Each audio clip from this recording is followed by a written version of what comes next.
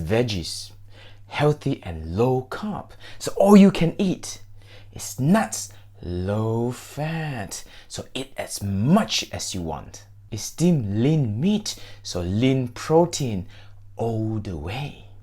So how many of you believe that if it's healthy, it's clean food, you can eat as much as you want without any restriction? Well, it's healthy.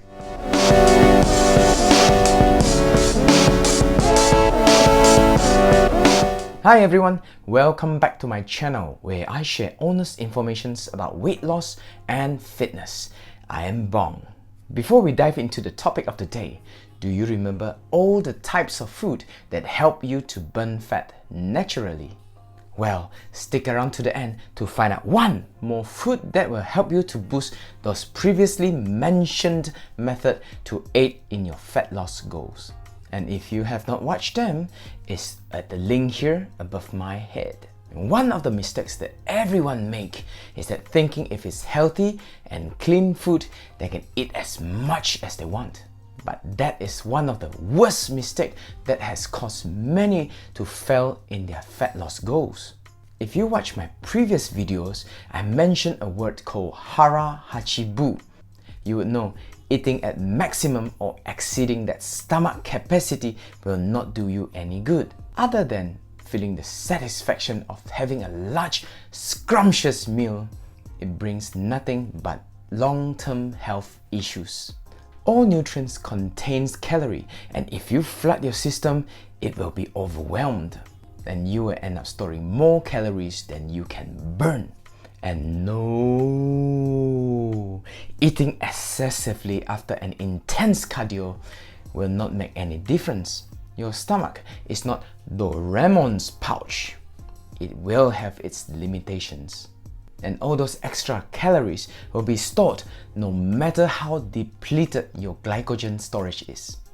I know petrol price has dropped drastically now and you would want to pump as much petrol into your tank, but a 93-liter tank can only house 93 liters of petrol.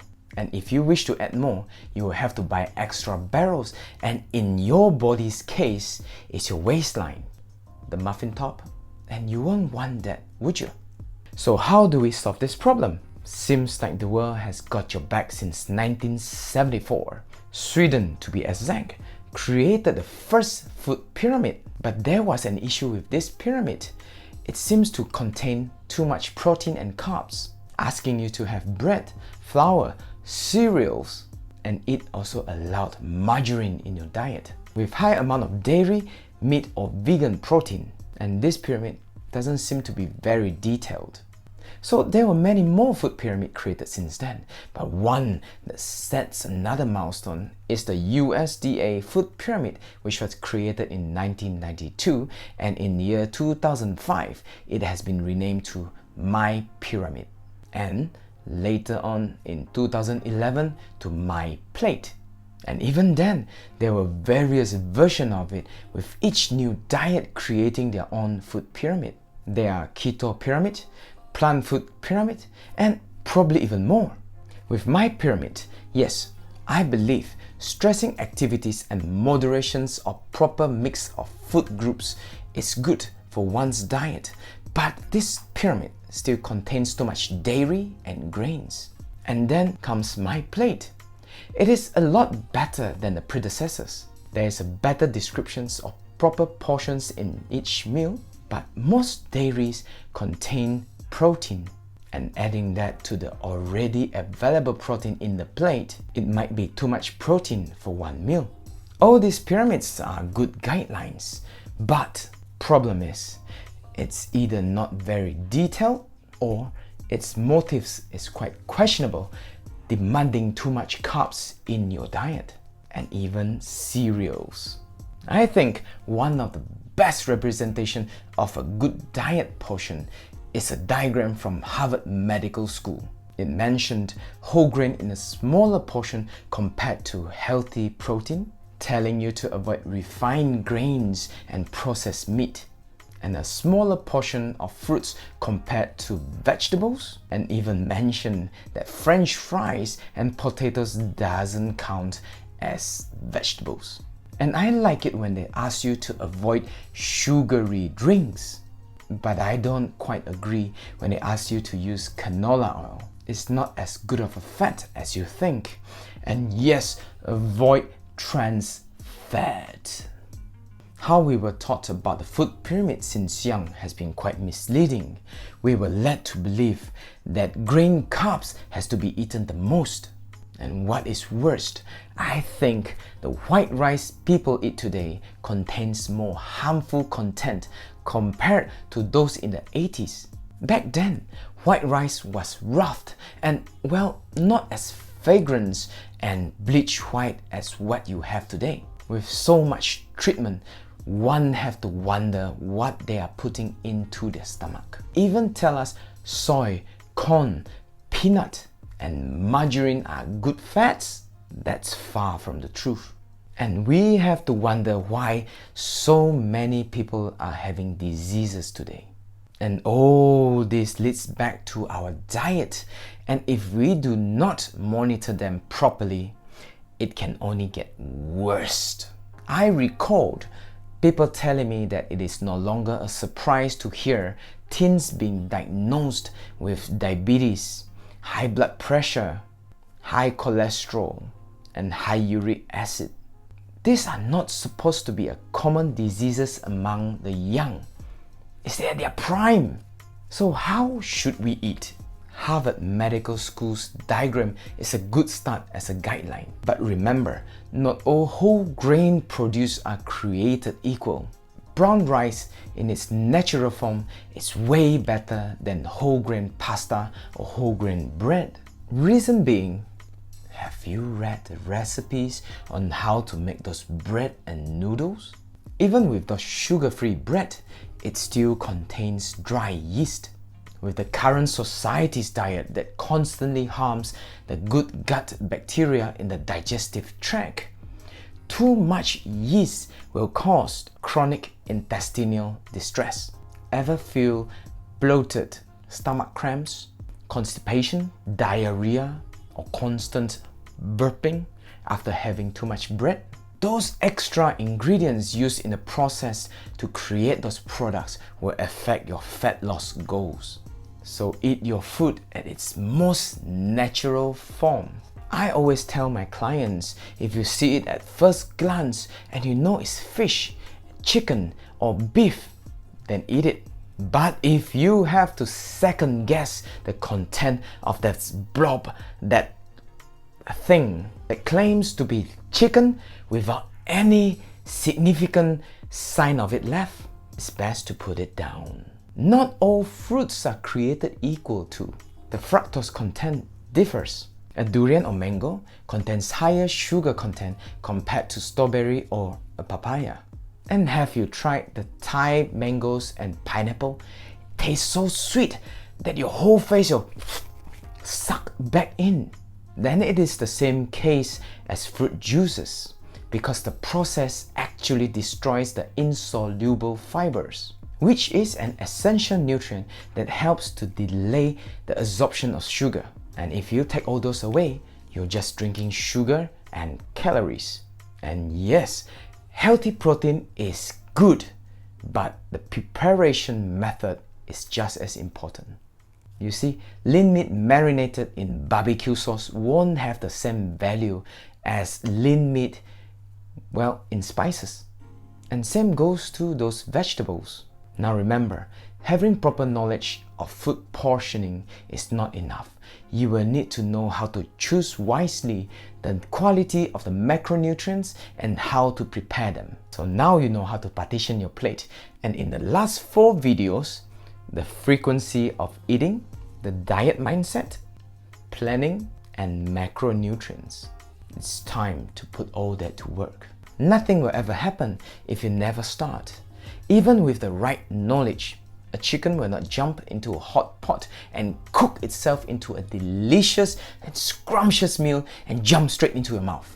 So I wish you all a great body transformation, and if you have any question, you can feel free to look me up in my Facebook and Instagram account at chengzu.fitbong. If you have not already subscribed, please like and share it to all your friends whom you believe that they need to lose fat, and hit that subscription button.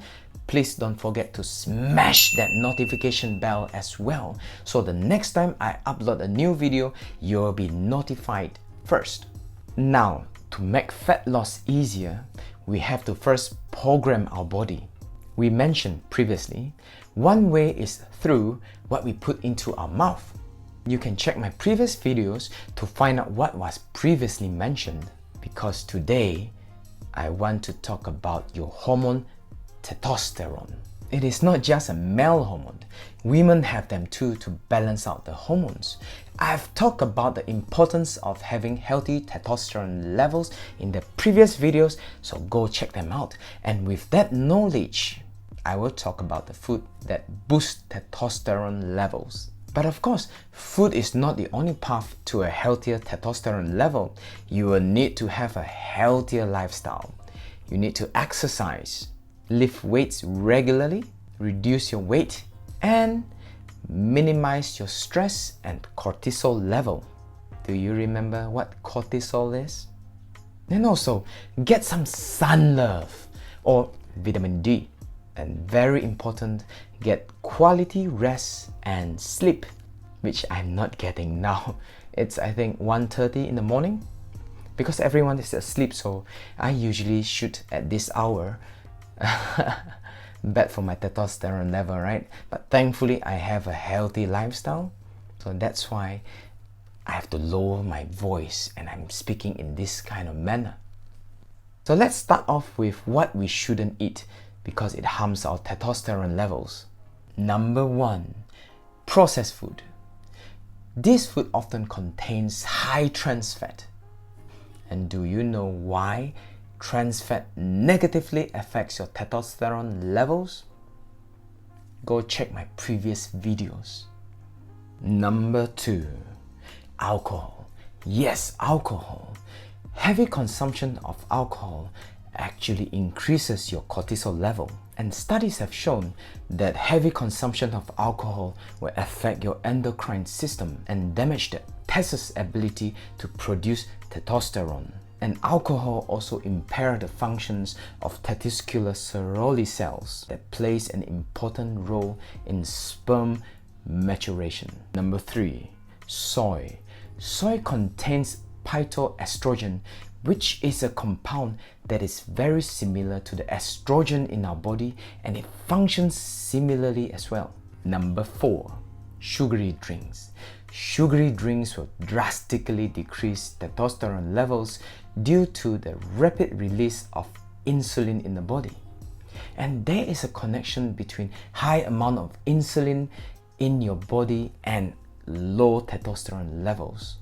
You can search for more food that actually decreases testosterone levels online. I'm just pointing out the ones which I notice which is very common among the diets today.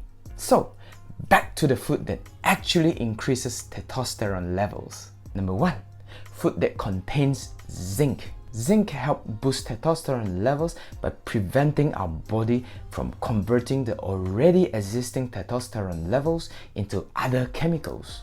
Foods such as chickpeas, lentils, oysters, beef, seeds, and oatmeal, as well as shiitake mushroom, are some of the options that is high in zinc. Number 2, food high in vitamin B, as vitamin B may affect muscle mass and increase HDL, as both muscle mass and good cholesterol plays an important role in testosterone production.